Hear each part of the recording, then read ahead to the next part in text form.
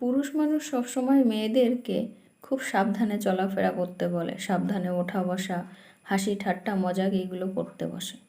আর আমরা মনে করি যে এটা হয়তো আমাদের উপরে এরা একটা গণ্ডি কেটে দিচ্ছে, আমাদের একটা জেলখানার মতন একটা টর্চার করছে। তার আসল কারণটা কি তাই যে আমাদের স্বাধীনতা নেই? না, আসল কারণটা সেটা নয়। এই জিনিসটা একটু ডিপলি ভাবলে এখনের মেয়েরা বুঝতে পারবে যে এর রিজনটা এই নয় যে তারা আমাদের সাপোর্ট করে না, তারা আমাদের প্রতিভাটাকে দেখতে পায় না, তা নয়। তারা আমাদের কোথাও না কোথাও দাবিয়ে রাখতে চায়, এমন কিছু নয়।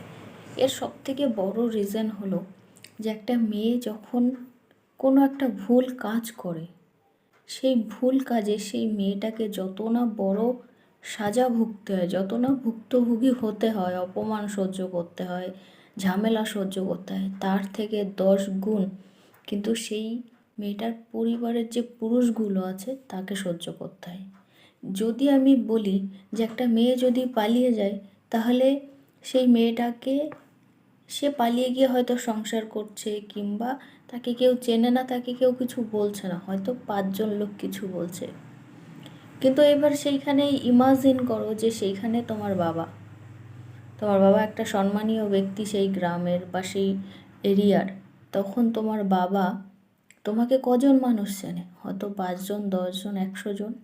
তুমি স্কুল কলেজে পড়তে তাই, কিন্তু তোমার বাবাকে চেনে 1000 লোক।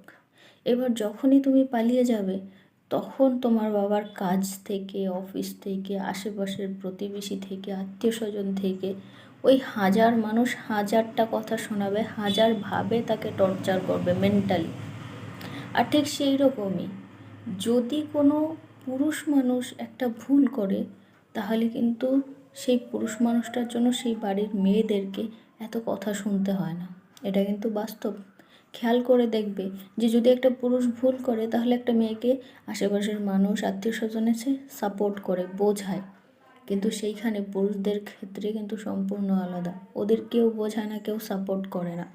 সবাই শুধু নিচু দেখাতেই রেডি থাকে, সব সময় ছোট দেখাতে থাকে, অপমান করতে থাকে, কিছু না কিছু বলে তাদের ডিস্টার্ব করতে থাকে। আর সেই একই কাজ কিন্তু মেয়েদের বিয়ের পরেও হয়। যখন তুমি একটা ভুল করবে, তখন তোমার স্বামীর যত পরিচয় আছে, আত্মীয় স্বজন, সবাই সেই একই কাজ করবে। কিন্তু তোমার স্বামী যখন ভুল করবে, তখন কিন্তু তোমাকে সবাই সাপোর্ট করবে।